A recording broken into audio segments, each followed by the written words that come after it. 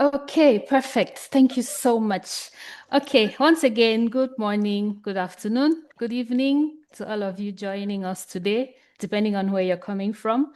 And you are all very welcome to the first Knowledge Cafe for 2026 that's organized by the West Africa Civil Society Institute based in Ghana. It is an honor to have you all with us today. My name is Mabel Shu, and it's a pleasure to be the moderator for today's webinar. But before we begin, we'd also like to know who is in the room. So as you're joining us, please just indicate in the chat section your name, where you're joining us from, and in one word, how are you feeling this morning? So share with us your name, where you're joining us from, and in one word, how are you feeling this morning? I want to see the chats popping up in the chat section. Please tell us where you're joining from and tell us how you're feeling this morning. I see from Cameroon. Thank you, Barbara. You're very welcome. Carla from South Africa. Carla is feeling curious. Barbara is feeling excited. Chupa is feeling energized. That's nice to hear. Charles Kojo is feeling expectant. Interesting. Hi, Andrea. Welcome. It's very nice to have you. Michelle is also joining us from Ghana, and Michelle is feeling very thrilled. We have BC also feeling expectant. Interesting. The babies are about to be given birth to. Thank you all so much for indicating. People are feeling energized. People are feeling expectant. I see so many people joining from Cameroon. I see from Ghana, from Nigeria. I'm as well also very excited to be here with you all today. So just for us to begin the session, today we'll be talking about financial sustainability for civil society organizations, and particularly in Africa. So, but before we begin, I would just want to maybe ask us to reflect on something. So let's take a scenario, assuming that you were the executive director of your organization. My question is, what annual budget would your organization need to feel like it is financially sustainable? So you can just put the figure in the chat. I want to see the figures in the chat. Assuming that you are the executive director of your organization, what's the annual budget you think your organization would need to be sure that they're financially sustainable? Please just put the figure in the chat. It doesn't really matter the currency. In any currency, you can put it in your currency. You can use the US dollar. Okay, we have people already indicating $100,000. Okay. So if you're the executive director, 20 million cedis. I have 500,000, 3 million, $150,000, $200,000. So I'm seeing a lot ranging between 100,000 to 3 million. I see $300,000. Interesting. Okay. I see 150,000, $200,000, $250,000, 400 million. I'll be interested to know what currency that is anyway. I see 200,000 USD. I see Monique is just smiling, looking at the figures and smiling. Okay, thank you so much for the responses. Please keep them coming in. We'll just look at these responses and maybe talk to them later. I see 75,000. Okay, perfect. So now, as we are also posting in these responses, we should also think about how much of this amount is currently within our control. Okay, so can we realistically assign a figure to this? Very interesting question. That's a very interesting question. Well, I really don't have an answer to that, but I just wanted to have an appreciation of what in figures we understand by financial sustainability.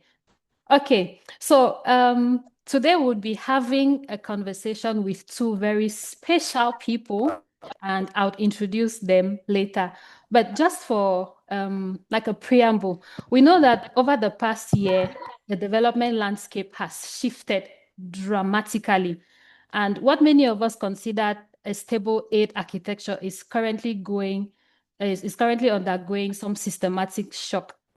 In 2025 alone, global humanitarian funding dropped by as much as 40% compared to the previous years, even though the needs within the sector continue to arise. Across the OECD countries, official development assistance had declined by up to 17%, with sub-Saharan Africa amongst the hardest hit regions. And studies have also shown that as many as 84% of organizations globally lost funding last year, that's 2025, due to the aid cuts, with some even still anticipating deeper reductions in the coming years. In Africa, it's even more complex.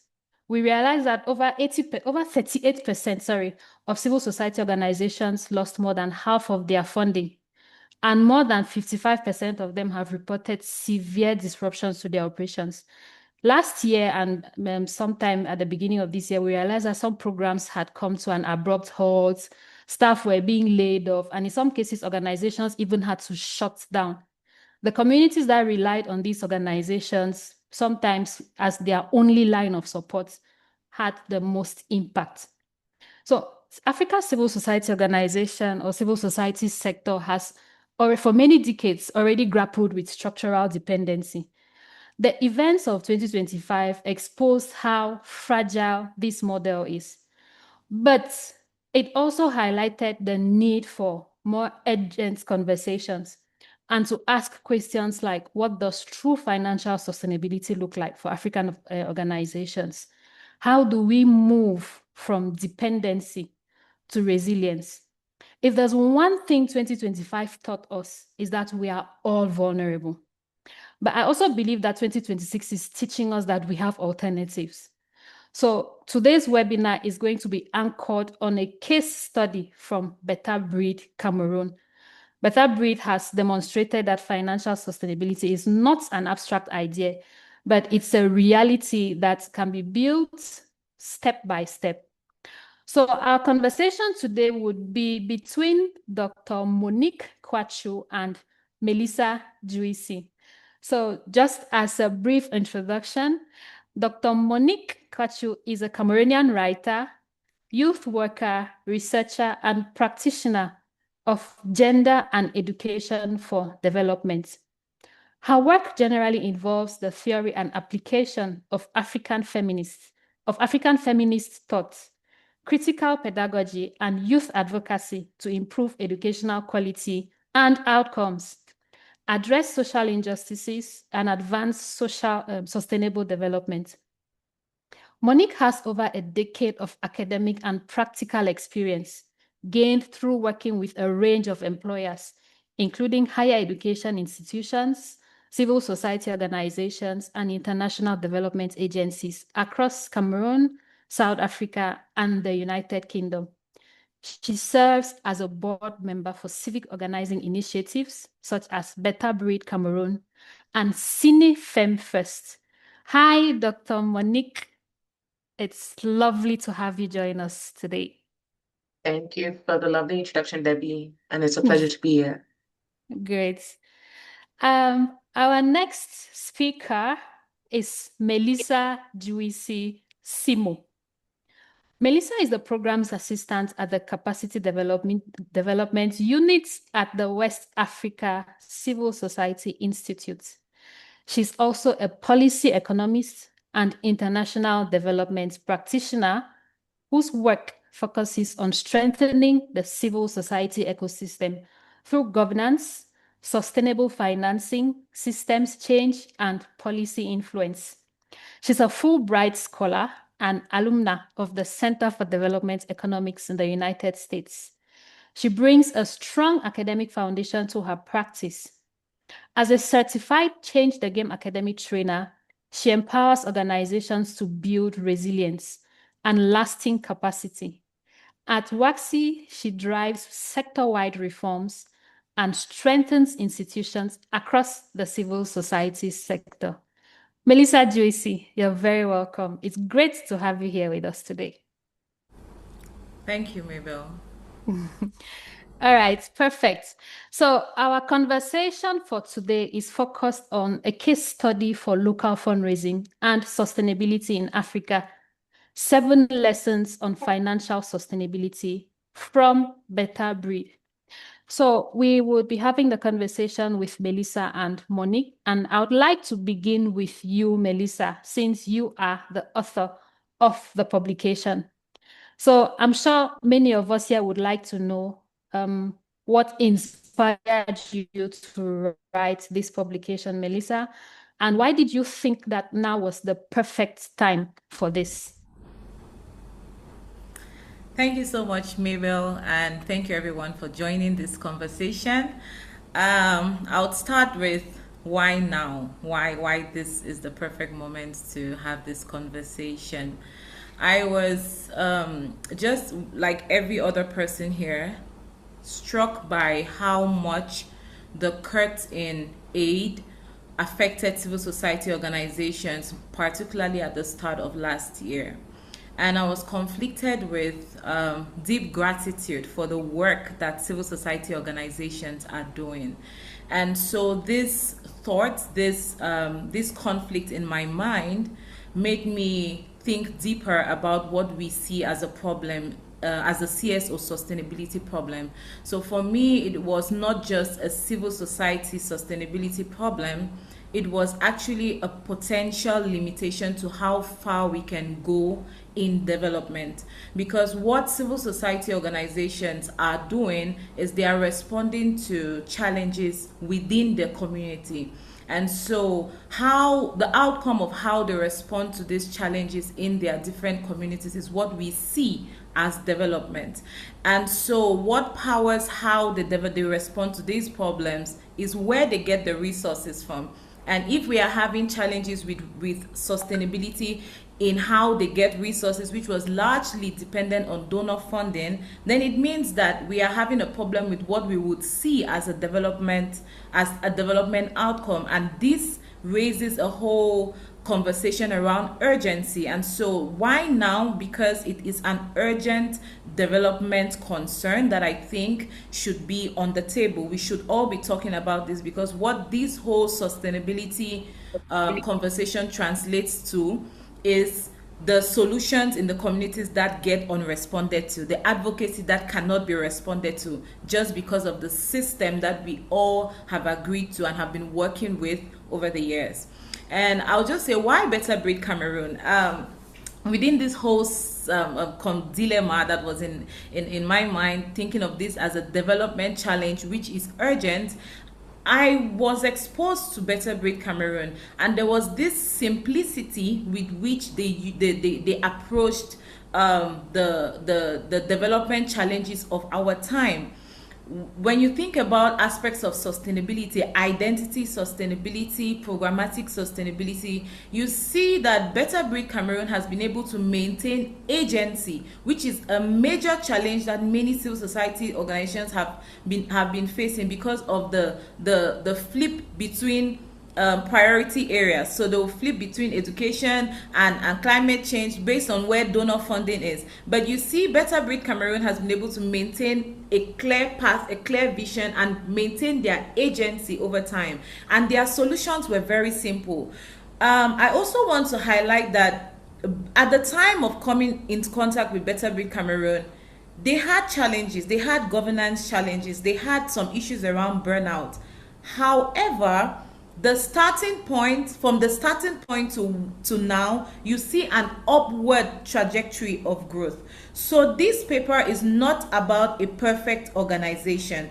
This paper is about an organization that started on a very solid foundation, and it gives us enough to work with to propel them or to propel themselves throughout a long period of time. I really need to highlight that. So that was the inspiration, just the simplicity with which they addressed the issues, and the fact that they are not perfect, but they have started on a very solid foundation with which they can sail through difficult times.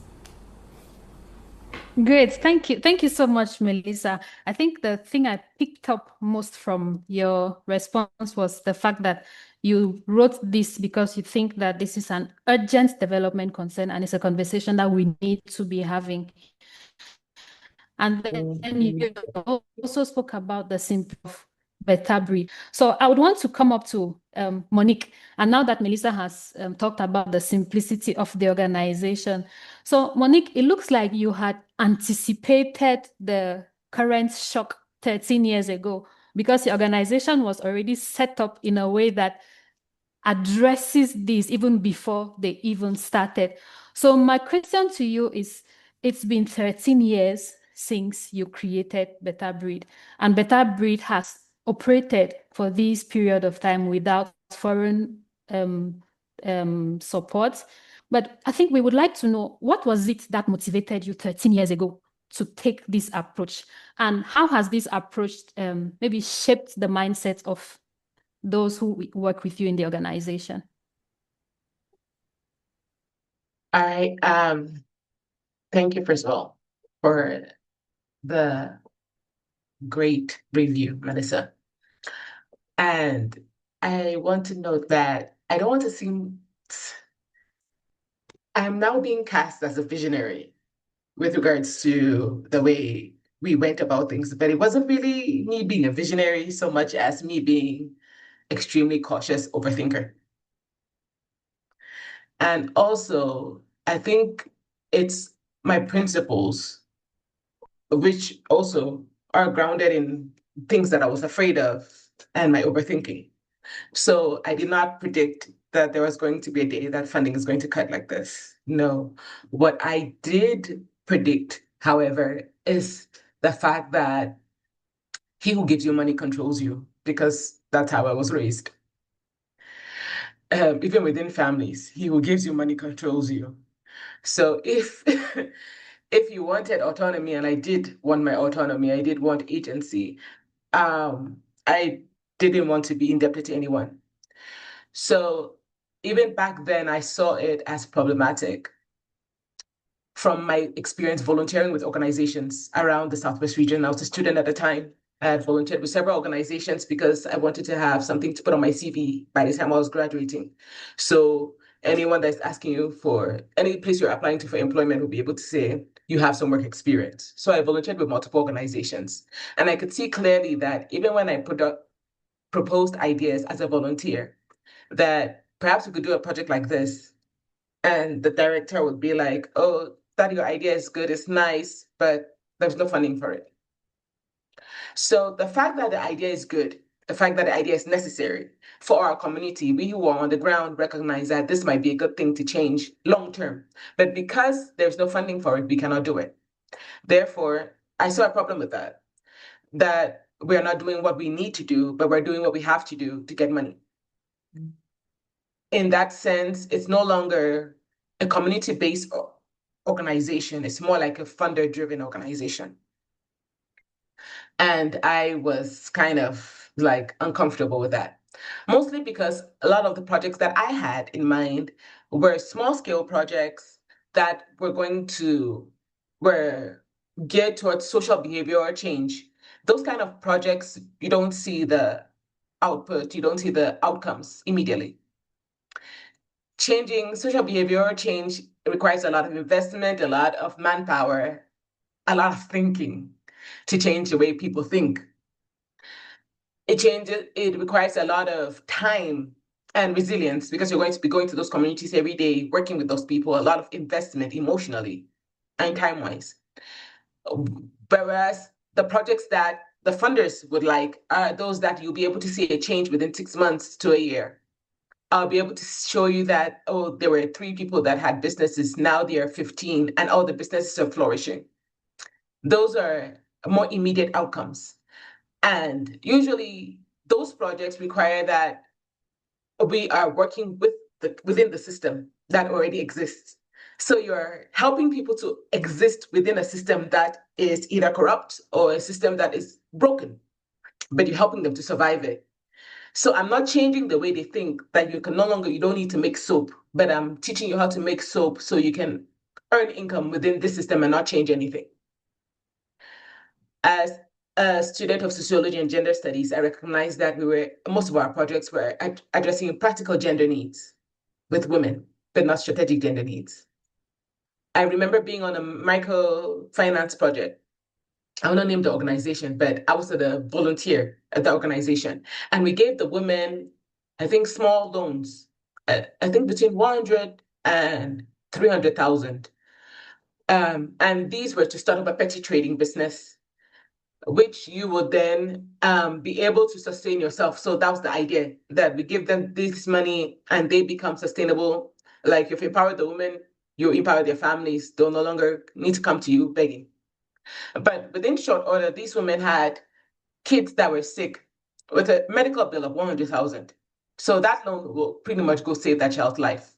I would not take that loan to go and do savon business or a small market store, or a husband will ask you for the money or something else. And so the women themselves were not that empowered because they came back.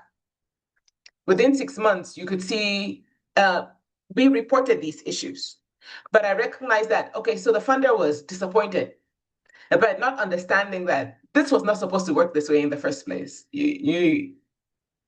And for that reason, I saw that the projects that we really need to do are those that require the unsung projects. We really need to do that groundwork, that shadow work that nobody wants to do because you don't see the results fast. And you are not going to get funding for it. So I wanted to set up an organization that would do the things that I wanted to do. Fortunately, I didn't think I was going to be able to do it.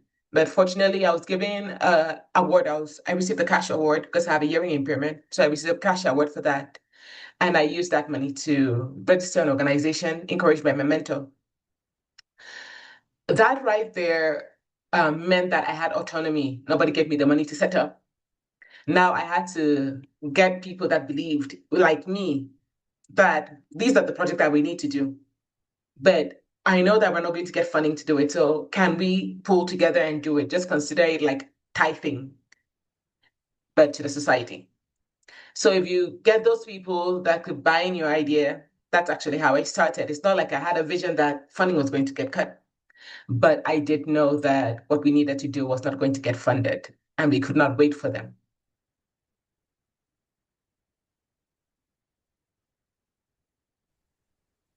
Okay, thank you very much, Monique. So I think I have a brilliant idea, but the idea is good, but so you realize that at the end of the day, there are very good ideas out there, but the issue is how do we get these funded? And you mentioned that you have volunteered for a couple of organizations, and I think I noticed that even Better Breed has leveraged volunteers a lot.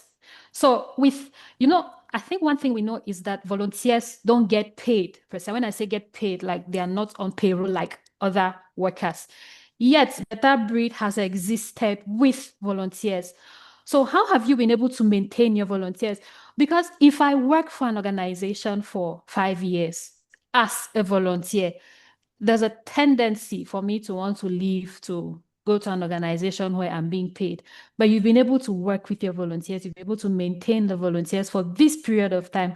So how are you able to keep your volunteers, and yet the organization has bills to pay, you have work to do, you need funding. So how have you been able to do this?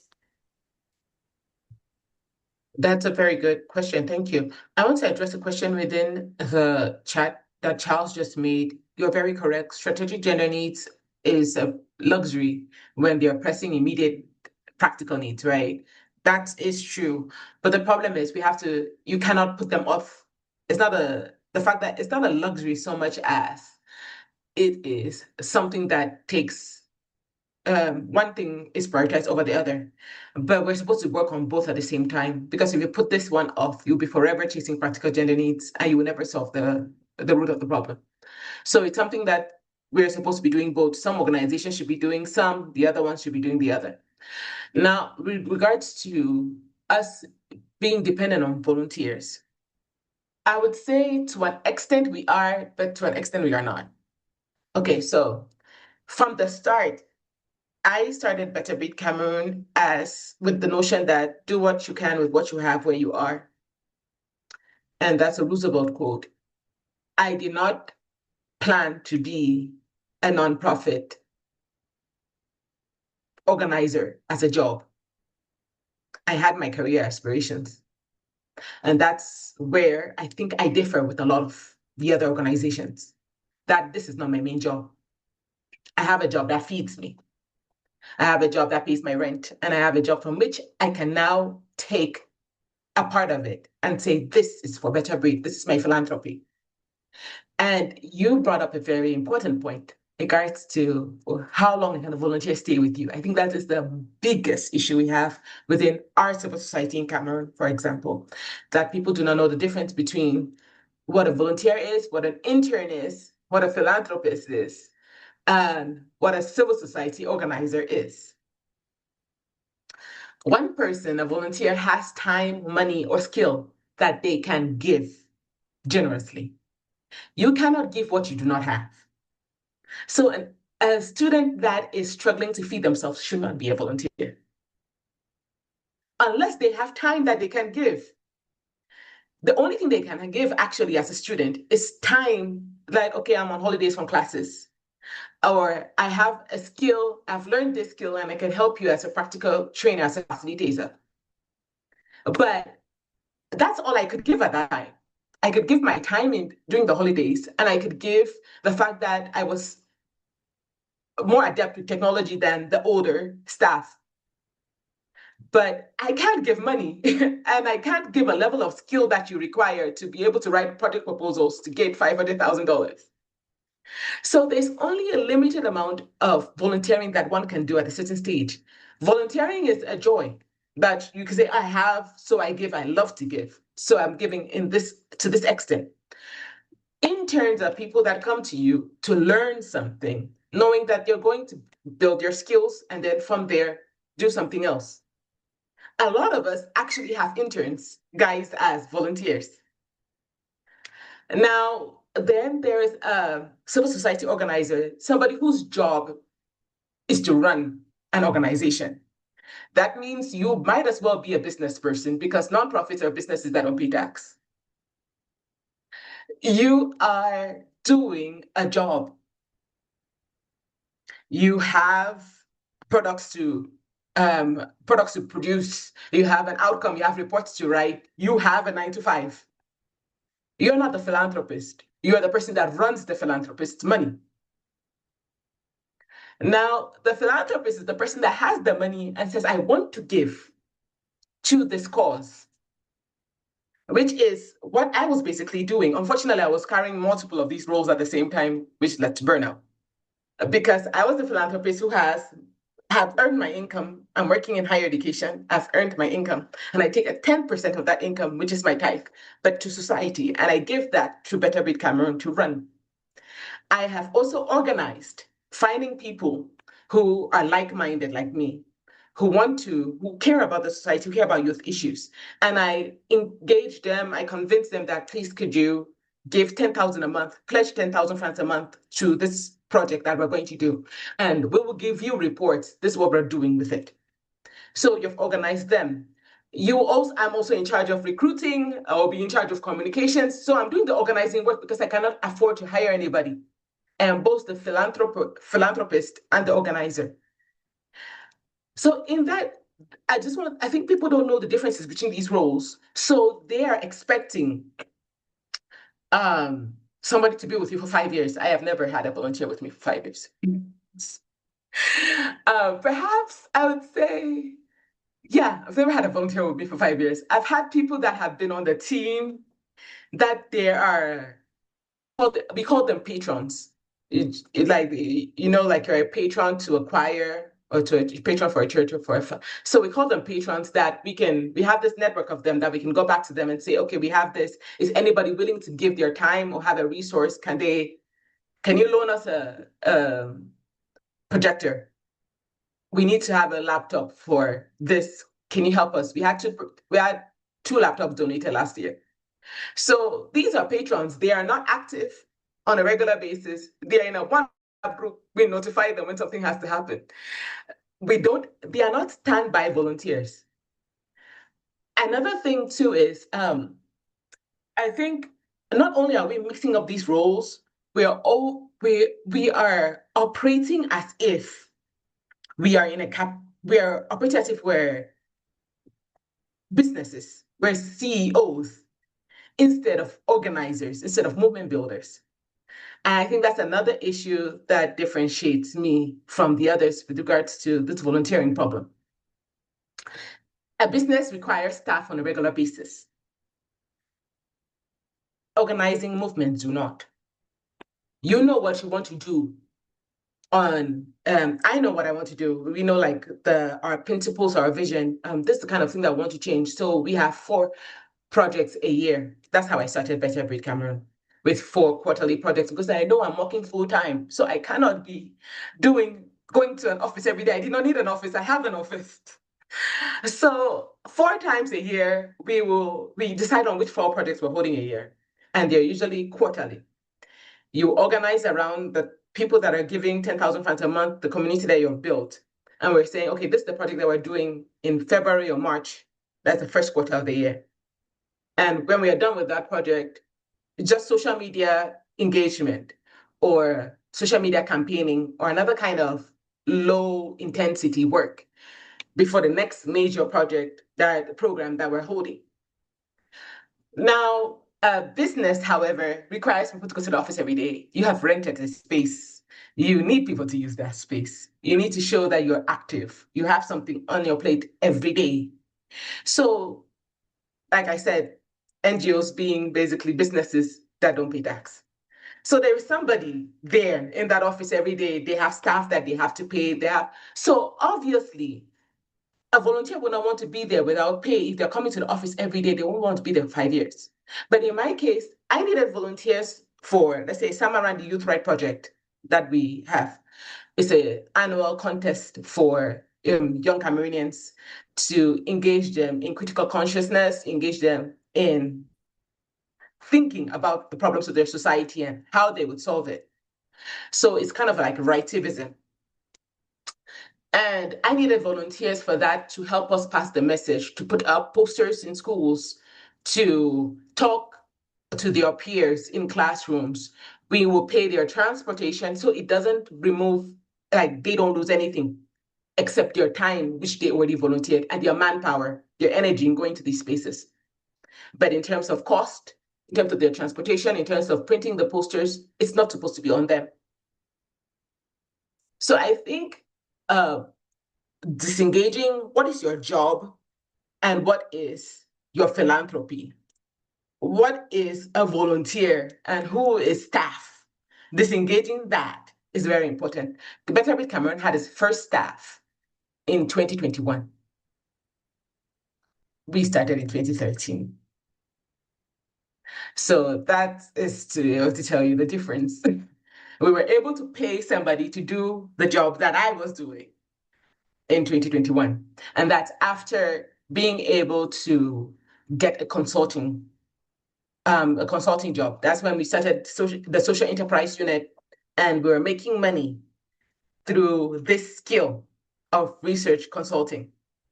And since we were making money, we were able to pay somebody. So we were still independent. That's amazing, Monique. I'll come back to you with regards to the social enterprising. And just to highlight, you cannot give what you do not have. I think I've also seen somebody put it in the chat. And also just to indicate that from what I heard you say, there's a difference between volunteers, interns, and civil society organizers. And it's important to leverage these, but it's also important to know the difference so you know how exactly to leverage these. For an organization that has existed for 13 years and spent the first 7 years without permanent staff, I think that's really commendable. So I'll come back to you, Monique, on the social enterprising aspect. But I'm coming back to you, Melissa. You had highlighted 7 lessons that you had learned from Better Breed Cameroon. And listening to Monique now, I think there are some additional lessons that she has indicated. I'm hoping, and I think that if you were to write this article again, you'd probably increase from 7 to 12. But I also just want to find out, based on the 7 lessons that you highlighted in the publication, right? Do you think are the easiest to implement, and which do you think might need deeper organizational change? In the first question I asked Monique, I think she made mention of the fact that behavioral change requires a lot of investment, a lot of time, and a lot of resilience. So which ones do you think would be easier to implement? Out of the 7 points you highlighted, my favorite is the 7th. I won't say it, but I'm hoping that the colleagues would go and read the article and also just find out what the 7th point is and maybe why I prefer that as the 7th. So over to you, Melissa.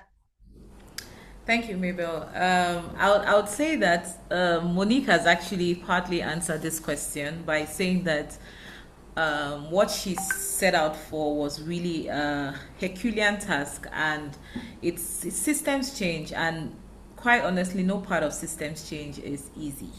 There are very few low-hanging fruits in systems change, but I would say that based on what we are learning from Better Breed Cameroon, one thing that stood out is the legacy thinking. So there's a futuristic mindset that was the foundational bedrock that Better Breed Cameroon was founded upon. And so for any organization that is listening right now, one thing that you want to start thinking is going back to asking the fundamental questions, the why. I think that is something we can all do. We can ask why. We keep talking about systems change. The question we can start with is, what system is the current civil society organization? What system are we running on? What does it mean? Well, what system is even, what is it we are talking about, right? So we can start with that question, because we are consciously or unconsciously within that system. So understanding what it is, because you can't solutionaire, or you can't bring a solution to something you don't quite understand. And so that's something I think we can do. And the way I'm thinking about it is, an organization in this 2026 can either choose to think in terms of legacy, or think in terms of sustainability, of survival. If the organizations that choose to not ask this fundamental question of what system are we in, why are we in this system, why is there a problem, why is this system not working, what can we do to get better, those who choose to run on survival will just move with the tide. So wherever development sector lands, they would go. But those who choose to think legacy, think about building on learning the practices that did not serve us, learning what we need, things around agency, independence. Those who choose to learn those things are the ones who would set a better foundation for the next generation of civil society actors to build upon. So I think the first low-hanging fruit, as I said, is to aggressively seek to understand, the current system. And a second thing I would say, I really loved the point around when Monique was speaking. Even now, she mentioned movement building.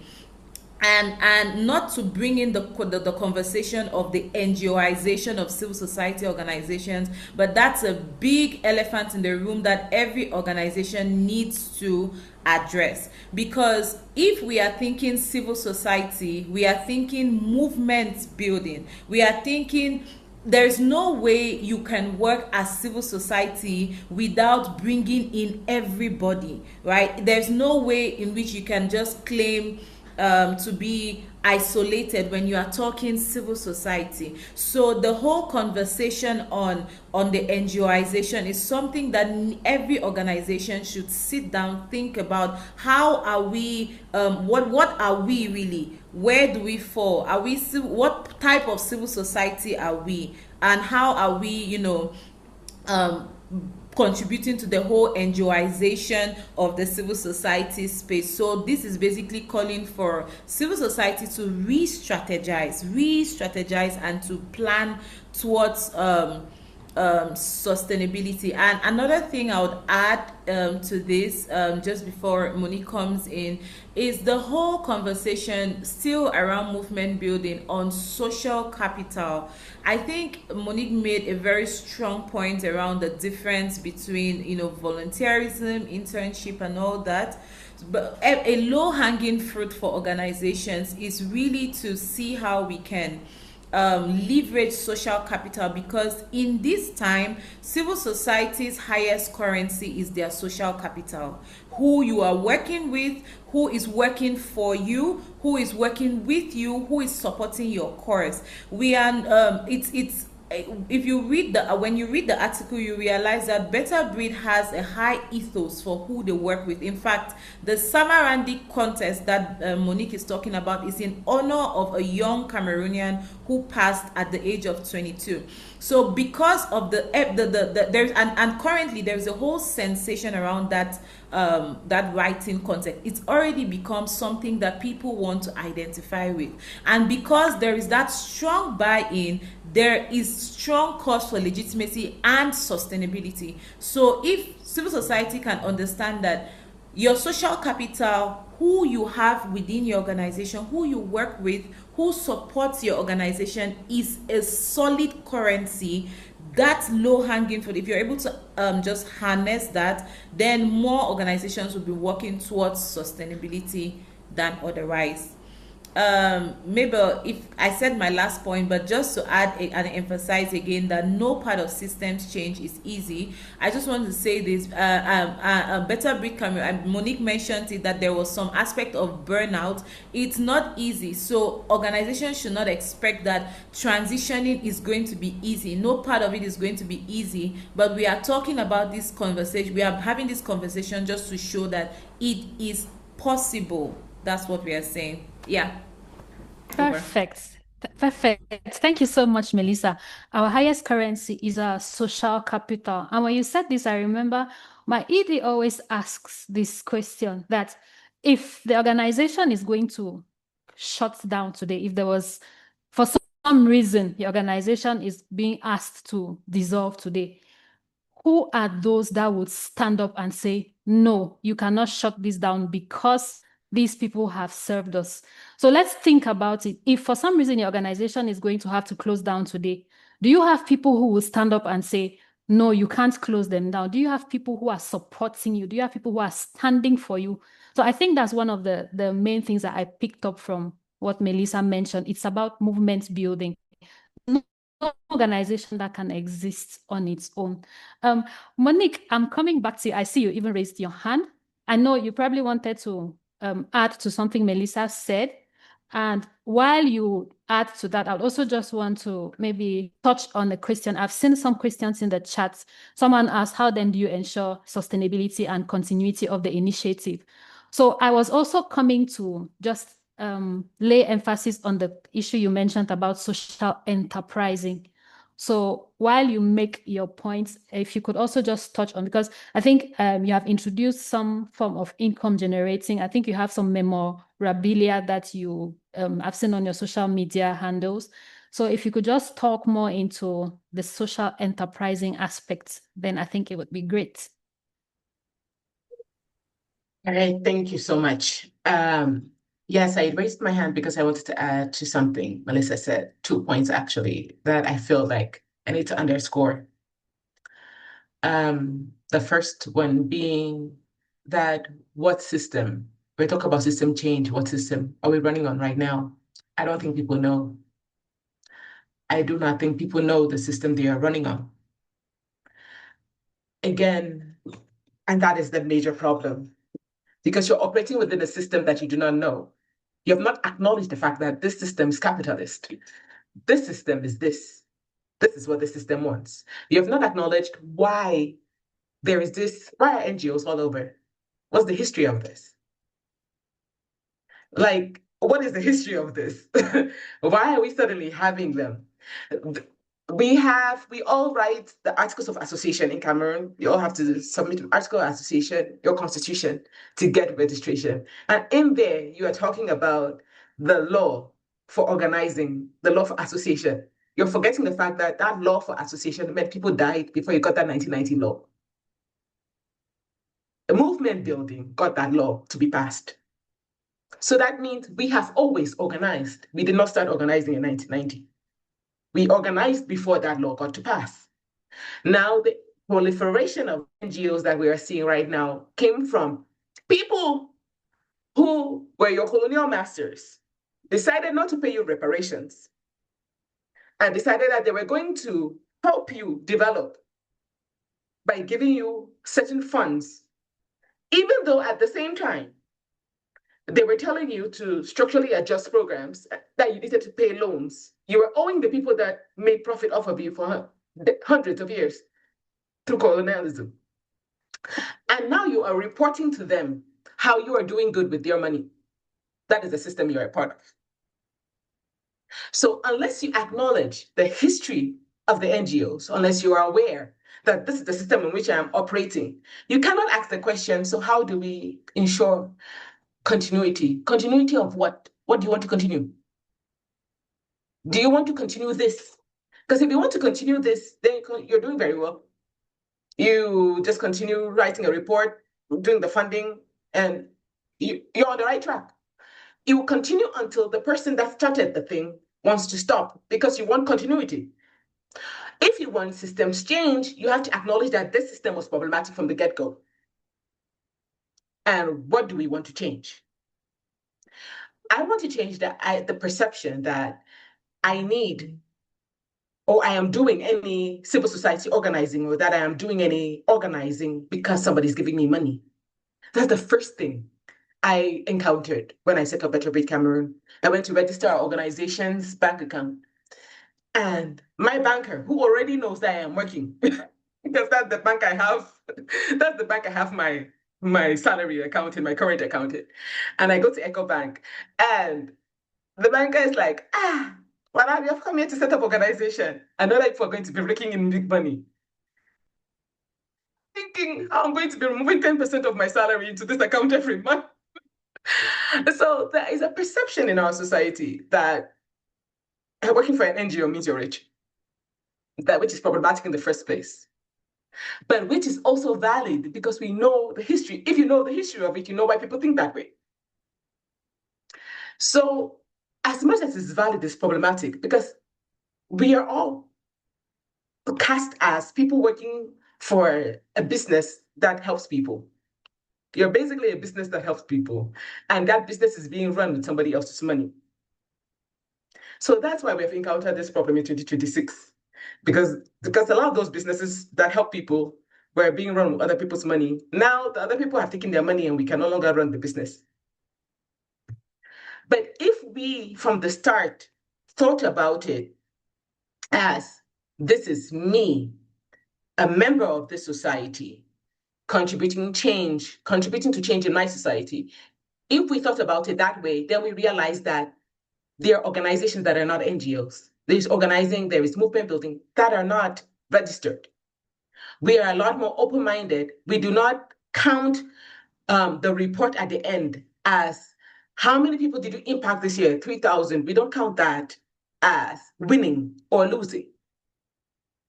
We think about the number of organizing. It could be Christian Women's Fellowship, Christian Men's Fellowship. It could be the Jangi meetings of our cultural organizations, because at the end, they will all say, okay, we're saving this is what we're going to give back to the poor and needy in the community, the children that cannot pay school fees. The biggest, we cast ourselves in the NGO sector, we cast the system as that which is helping Africa. USAID, helping, and China for the people, China aid for the people. And we cast these things as that which is saving us. But unfortunately, diaspora remittance is actually more than that.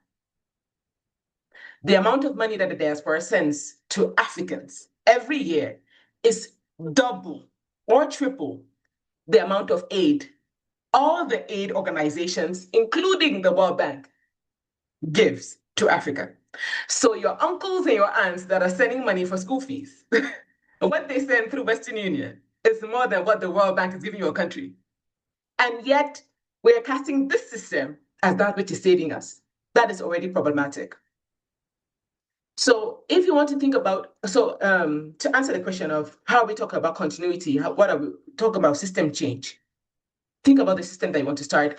I think that's what saved me. What has saved me, my mental health, what has saved me, the continuity of this organization is, why did you start? Remember why you started. If you started your NGO as a job, you already have a problem. Because what you're doing is you're operating as a startup. A lot of the figures you called at the start of this meeting were startup figures. That is the money that the startup needs, the tech startup needs in Cameroon right now, $250,000. And they know that if they take $250,000 from somebody, from somewhere, they are going to produce a product that is going to make that person double the amount of money so they can confidently take it. But if you're taking $250,000 that you want to help people it's a bet that that person that you've helped is actually going to change. Or that person that you've helped will not need help tomorrow. There is no product being produced. That person is a human being. So if you consider that, then you already see that there's a problem there if you're taking that money from somebody to help somebody else. Like I said, you can only give what you have. So you can't be giving to other people based on what somebody else has. So again, I think it's a matter of all of us going back to the vision board and thinking, why did you start? Did you need a job? Which is fine. I needed a job.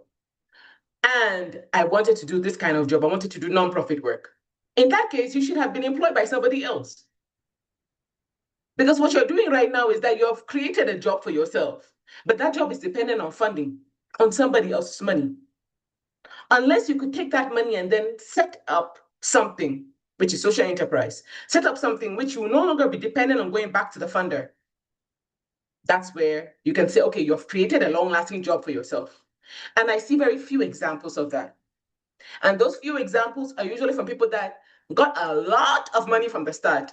I'll use an example that is, I would say, one of my goals. I'll say my goals for me. And that is the example of FAWE, Forum for African Women Educationalists, of which I'm also a member. And I don't say FAWE is the best. FAWE is not. FAWE is not the best. Because FAWE has problems with all its chapters. I revamped the Cameroonian chapter after 12 years of not doing anything. Of the Cameroonian chapter was dead. So I was national coordinator of revamping the Cameroonian chapter in 2022. However, my visit to FAWE headquarters made me understand why that organization is still alive today, despite the fact that the chapters are dead, or some chapters are dead. That organization is still alive today because the founders of that organization, of FAWE, were first ladies, were very well-to-do funders. So they could get the funds that were necessary to be able to buy land at a very good area in Nairobi. And they could build a building, which they just need a small office space from that building to use for FAWE. And the rest of that building is being rented out, which means perpetual income. The cost of land, even if they broke down that building today, the cost of that land, considering the fact that it's next to the Orange Party's headquarters, Orange Party of Kenya headquarters, the cost of that land is triple, or even 10 times what it was when they bought it. So FAWE will never go broke. They will forever have income coming in through rent. So even though they got funds from these rich co-founders, the co-founders have died, but they will forever have money coming in. Now, what did you do with your funds? You did what the funder told you to do. The funder gave you money to do this, and this, and you did all the project outcomes, and the money got finished. You've paid your staff, you bought a vehicle, you're renting space, you own nothing. So obviously, when that project ends, so does your sustainability end. I think we need to go back to think, why did you do this? Because if you did this, again, like I said, if you did this because you wanted to employ yourself, obviously, your employment is based on a very shaky foundation. But if you did this because you wanted to help people, no matter how little, It doesn't matter if you were helping 3,000 or if you were helping 3. There were years that Better Bit Cameroon did projects that I would say we helped 30 people at most that year. We reached 30 people on the ground. And there are years like 2016 where we held one project that we reached 600 people. But the thing is, you don't stop because you helped 30 people this year. Since I am not accountable to anybody that gave me money, I'm only accountable to myself and my team, the people that give 10,000 francs every month. And what you told them is that we're going to be helping these people doing this, and we give them a report. So if I did what I said I was going to do to the people I'm accountable to, and to myself, if we kept that ethos, you're fine.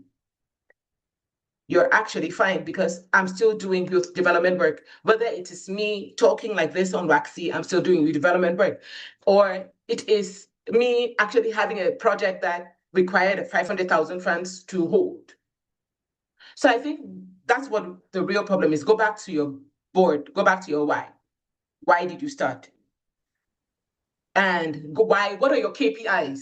What are your key performance indicators? That was such a breakthrough for me in 2022. I think I spoke to Melissa when I had it. I had compared myself, my organization, and myself with a colleague that was doing so well and was on the 40 top list of 40 best Cameroonians, and the organization was getting an award and all of that. And I remember thinking, he started at the same time as me, and he's getting all these awards and he's doing all these great things, and I wish I was him. And as I was there bemoaning the fact that Better Bit Cameroon has not done as much as that organization has, I think I would say Holy Spirit or voice of God or something came into me. But that word was, is that what you wanted? Because if you wanted recognition, then you should not have set up Better Bit the way you did. You should not have kept that. You should not have set up those principles that you did.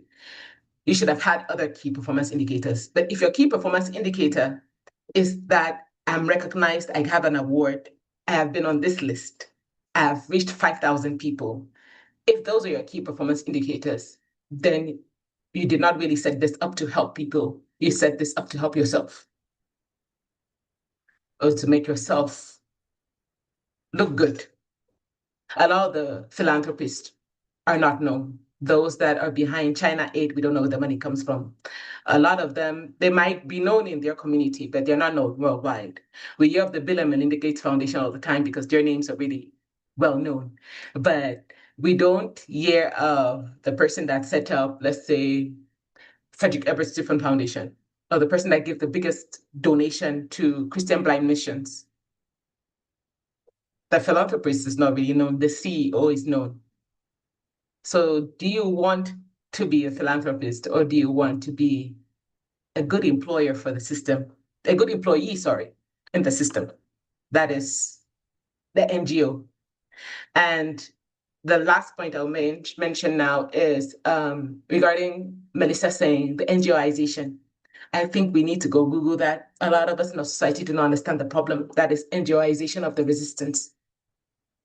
You are working in civil society organizing, which means that you are working as part of a mission to address issues that affect civilians.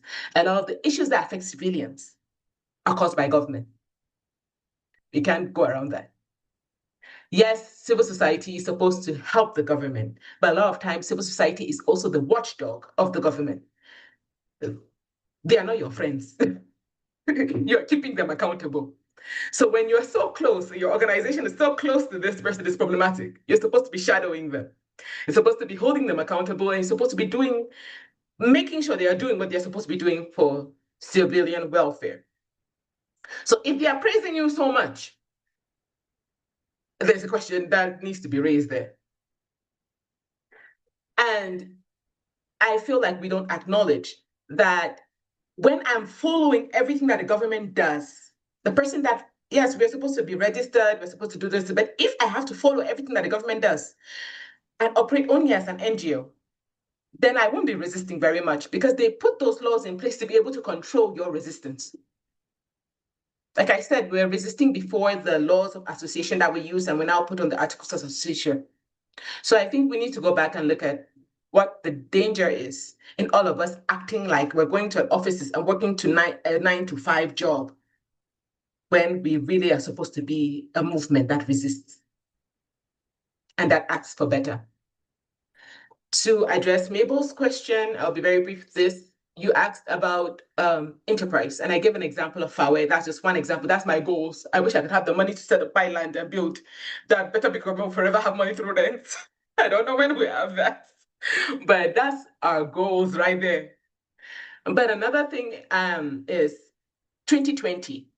Like I said in the report, when you read the report, you see example 2020. The people that I had gathered from 2013 that said, please, could you cover one of the Summer Randy Youth Write Award prizes? Or could you give 10,000 francs a month to the organization?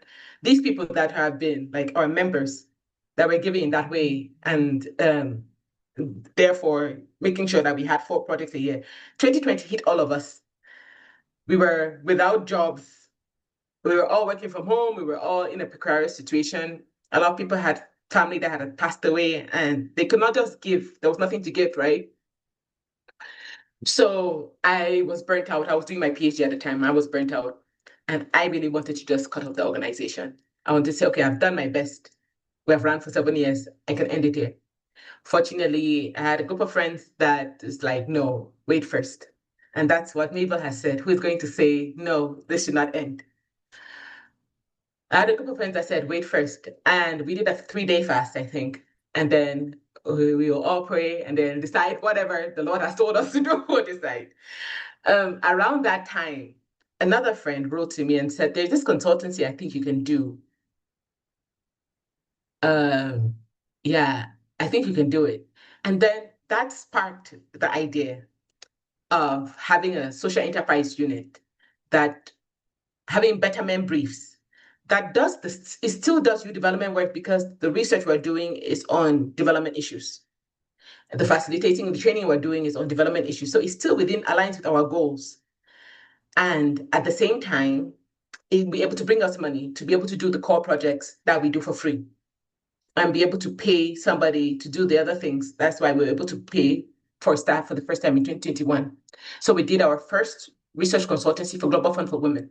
And that brought in $30,000. That required you to do the consultancy. And also, after the cost of the consultancy, the work, you can get something out of it. And what we got out of it, we paid the people that worked on the project. And the people that worked on the project all agreed to give 10% of their earnings to Better Big Cameroon. That's how we got money to the organization's account. Same thing with the t-shirts that, like, this is one I'm wearing right now. I don't know if you can see it, stand a bit. It kind of says, I act like I'm okay, but not so deep down, I really want a new president. So these slogan t-shirts are kind of a fun way because I usually love buying t-shirts. I love buying slogan tees, and when I travel, I usually buy them. Or you'll buy at the airport something like, I went to Canada and this is all I brought for my nephew, something like that. We usually buy those. So I was thinking of what can we produce that is in line with our youth development organizing a message and our beliefs, but also brings income. So if I produce a t-shirt like this for 3,500 and I sell it for 5,000 francs, I've made 1,500. So the organization has made 1,500. All I had to do was know how to use Canva. And we do it anyway because we have to do it for things like a funeral or something. So these are for a t-shirt line. We have bracelets. We have books that we produce. So things like one of the books that I'm hoping will be coming out very soon would be The Alphabet of Notable Cameroonians.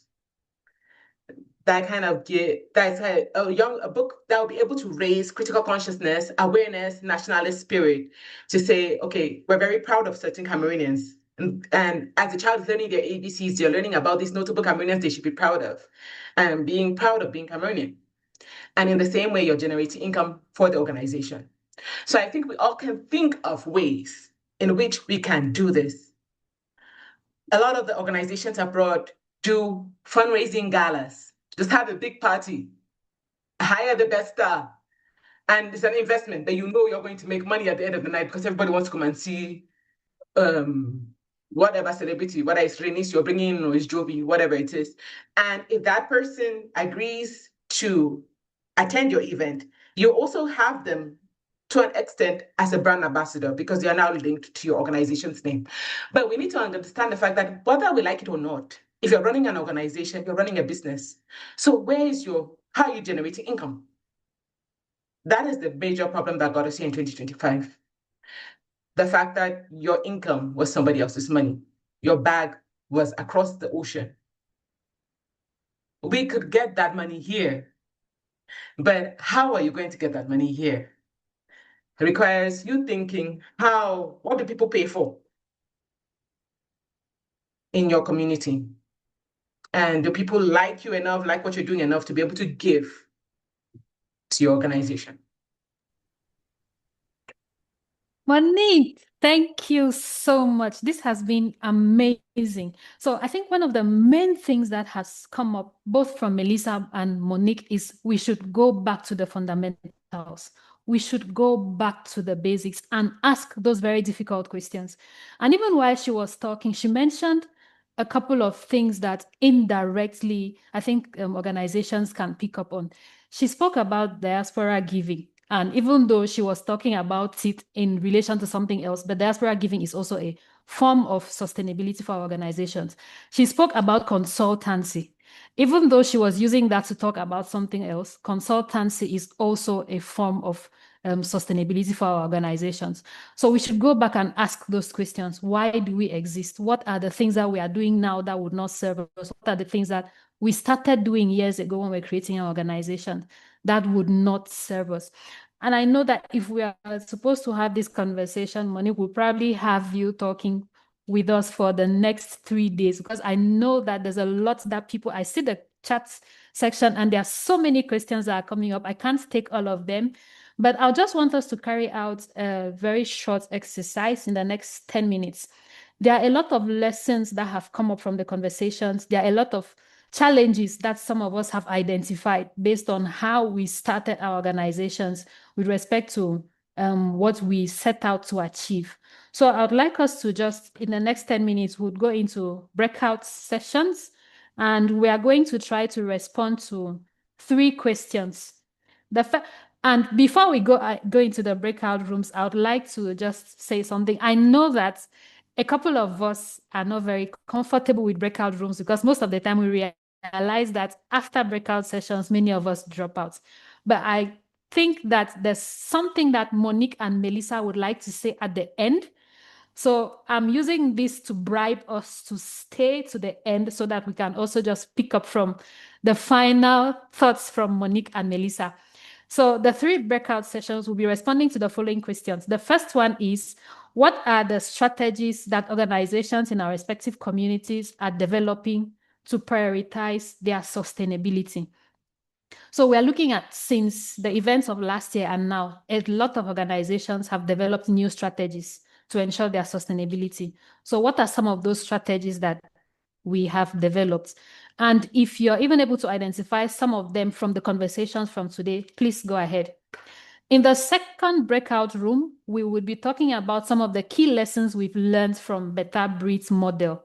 So what are some of the key lessons we've learned from Monique's experience, from everything that she's talked to us about, and how do we think we can practicalize them? And then the third is, we had spoken about institutional change. So there are some key challenges that would come up while we are trying to practicalize this. So what are some of the challenges that might prevent organizations from applying these lessons? So please, I would hand over to the comms team so you can just open the breakout rooms. Please, would use the next 10 minutes, just 10 minutes to respond to these questions. Okay, welcome back, everyone. So we'd just like the different facilitators in the breakout rooms to share their conversations in 2 minutes. So I would start with group 3. Good afternoon, everyone.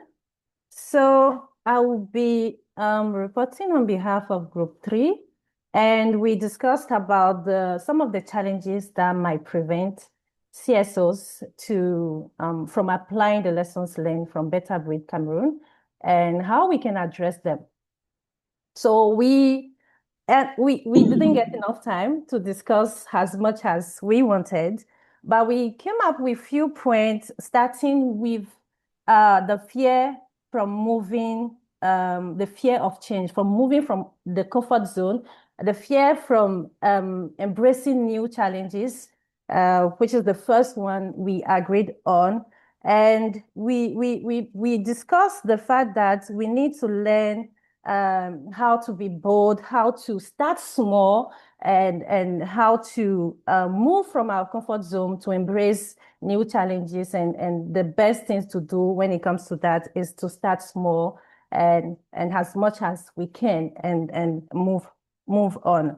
So we also highlight the change in the landscape. Most of the time, civil society organizations, for civil society organization, changes within the landscape is certain. Some of them are certain. We are not prepared for that. So this is also one thing we need to take into consideration. And how can we do that? We need to strategize. We need to have a good strategy in the implementation of our various activities. In addition to that, we also mentioned the lack of visibility. How can we maintain sustainability or even gain trust when we are not visible, when we are not communicating enough on what we are doing? So lack of visibility. And we also highlighted poor accountability system, lack of transparency, and also issue of law. Issue of law, I think we were discussing it at the end when you brought us back in the main room, and the discussion was centered around the fact that the basis of non-profit organization is that we are non-profit organizations, right? And so are we now turning to profit organization because the discussions are centered around how we can generate resources, mobilize resources to use it in the implementation of our work. So the question is, for example, in Cameroon, will the law agree on that? And I think, and this is my perspective, we can do more researches on that. And I believe even for non-profit organizations, there are ways that you can generate profits as far as you can justify what you are doing with the profit, which is still aligned with the work of your civil society organization. So that's where we stop. And if I miss something, the team is still here. I believe they can also add. Thank you. Thank you so much, Whitney. That was brilliantly put together. If there's any member from group 3 that would want to add, please, you have 1 minute. Yeah, I just wanted to say that the last thing we discussed was a question that was raised. I don't know who raised it, can't say the name, but the person brought up what Whitney just said regarding how can we go back to being a profit if the precedent is that we are non-profit. So I think there's a misunderstanding between what a non-profit is and what a for-profit organization is. So I put the definition of a non-profit and a profit organization in the chat for everybody to actually see. Being a non-profit, just the only difference between a non-profit and a profit organization is the fact that I'm making money for myself versus making money for the community. I get taxed, for-profit gets taxed, non-profit does not get taxed because your money is supposed to be helping address a social issue. That's just the difference. So if you can report what you generated and where that money went to and show the fact that it was used for social issues, then nothing is telling you, there's no law that says that you shouldn't. And this operates everywhere internationally. There are non-profit hospitals that pay staff. So obviously they're making money. There are for-profit hospitals that also pay staff, but the profit goes to your board. So that's just the difference. Okay. Thank you. Thank you so much, Monique. And I think Whitney also said it at the beginning. The first thing she said, be bold.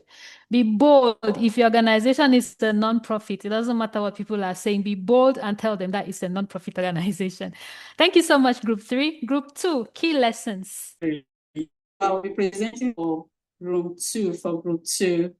We talked about the lessons learned from this webinar today, from this knowledge share. And one of the lessons that we are taking to our various organizations is the need to clearly understand how problematic the current capitalist system that we are operating on is. Because as Monique said, if you don't understand the problem, you will not be able to solve it. That is very important for us to take to our respective organizations. We need to understand it, clearly define it. And then we also talked about about the need to start looking at means of raising resources or financing our organizations on our own without necessarily depending on donors. Because if you are depending on donors, it means the donors will determine your scope, your pace, that is how fast you are going to move, and even your continuity, whether the work you are doing is going to be sustained or not. Then closely related to that, we explored the various means by which we can now begin to create, I don't want to call it word, well, we can call it word, by which we can begin to create word for our non-profit organizations, like the t-shirts, books, magazines. We can even have radio programs, on TV. We can have radio programs, we can have TV programs, and look for marketing, sponsorship like other people will normally do, and make some money for the organizations. So these are some of the things we discussed. If there's anything that I left behind, other members of the group will add. Thank you. Thank you so much. Group 2 members, would anybody want to add anything? Oh, I guess it was perfectly captured as well. Okay, so thank you very much. So group 1, we talked about the strategies that organizations are using to prioritize their sustainability. And there were 3 things that stood out most. The first was around social enterprising. The second was around consultancy services. And then the third was around membership. So my group members indicated that for them, some of them had started social enterprising activities and they're using the money to support their organizations. And then some other person also indicated that they had started consultancy services. And another person also supported that in saying they had actually started a consultancy firm. So they are a monitoring and evaluation organization, but they started a consultancy firm and they are now taking in consultancy services. They're getting the money from that and plowing it back into the organization. And then I think the third person also talked about membership or commitment fees. So if you're working with communities, you have each community, each group in the community, they have a membership fee that they pay. And this also serves to support the organization. It's either commitment fee or a membership fee kind of thing. So I think these were the 3 things that stood out in terms of some of the strategies that organizations are leveraging to be able to keep their organizations afloat. But again, if there's any member from my group who would want to complete what I've said, please feel free. And if not, we would just want to say a very big thank you to everybody for joining. But we would like to, Melissa would come to you just to get in 2 minutes your final words on financial sustainability in Africa. If there's one thing you would like to say to the organizations here present today, what is it that you would want to say? Thank you, Mabel. I have 2 minutes. I'll say 4 things. Number 1, I'm so glad I wrote this paper. First, because I read a comment in the chat that someone could relate to Monique's work. So I'm so glad that this space has been created where people can find expression. People who are doing things that are different can find expression. And I'm also very glad that I wrote this paper for Monique and for the Better Breed team. For them to know that what they were doing 10 years ago was just them trying to be good citizens, but it's turning out that they were basically being pace setters for all of us to learn from. So good job to Monique and the team. And I'm saying this to the team because there is a new leadership, so there is no founder syndrome problem in Better Breed Cameroon. And then to the organizations, everyone who is here on the call, civil society is meant to not make profits. But we can generate wealth. So we need to invest in the skill of generating wealth. There's a difference between the two. And when the question on the law came out, that would have been my response. We need to generate wealth, which is not necessarily making profits, but we have the mandate to generate wealth to fund our work. Because getting donor funds is also a form of generating wealth. So we can make that argument. So generate wealth is something I would say.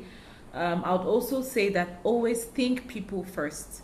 The organization is not separate from the people. I am not separate from the community. We are one.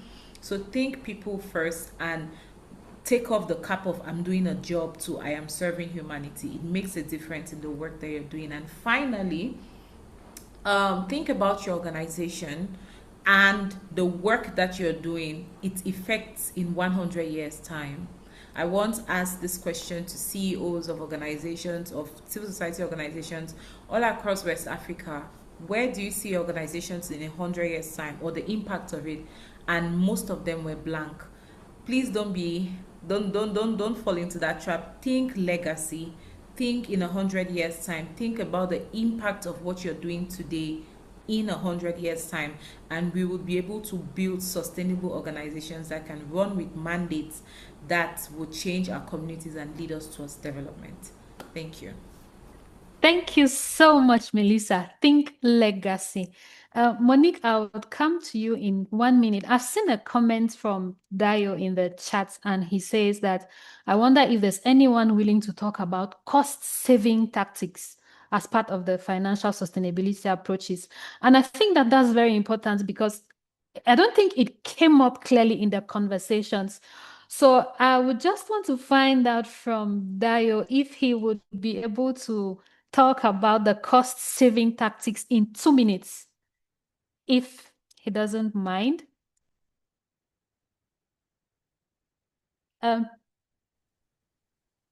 Debbie, would you be able to? Honestly, Yes. I actually didn't. I came to listen, and that's the reality. And I think I joined only in the group discussion, which Mabel was leading.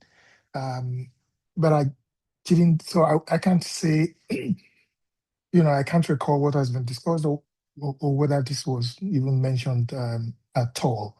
But however, I realized that from a work that I recently was a part of, in discussing financial sustainability, we were looking at it from 3 perspectives. The first is, how do you make money? And here we're talking about grants, earned income, and all of that. Second, we were looking at how do you spend money? So how do we manage our costs? And then thirdly, we were looking at how do we invest? And I think those 3 areas could sort of, provide a really tight and connected framework for this discussion. I'm saying that I didn't see any conversation around cost, was why I thought it might be worth mentioning. But I know that we have to round up, so I think I'll just put it, pause here. But I will encourage everyone on this call to actually, apply yourself to those 3 questions. How do we make money? How do we spend money? And then thirdly, how do we invest? Because it is in that investment that we then begin to talk about not just the now, but also the future. So questions around building capacity that enables you to be able to earn income from earned income sources, businesses. That could be part of what you do through investments to sort of lay the background and then get you to the point that you are then able to earn income. In addition to other, ready investment decisions, whether it's in bank, whether it's in building or real estate or social enterprise and all of that. I'll just pause it. But thank you, Mabel, for the opportunity to share this. Thank you. Thank you so much, Dayo. I think that would come under the question we were asking about practical steps that organization can put in place, because we've also been discussing what are some of the easy things that organizations can consider when it comes to their sustainability. So I think it's something that we as organizations would need to look at. How do we make the money? How do we spend? And how do we even invest? And this goes back to the legacy Melissa was talking about. So Monique, I'm coming to you with the final words for today. In 2 minutes, just tell us what you would be giving as advice to organizations, to those who are present here today. Great. Thank you again so much. I am actually honored by this, and it's such a it's such a full circle moment, actually, from the person that was jealous about how the colleague was making it to realizing that you are charting your own path. So, and it's a testimony to how you should stay true to what your ethics are and what your principles are at the start.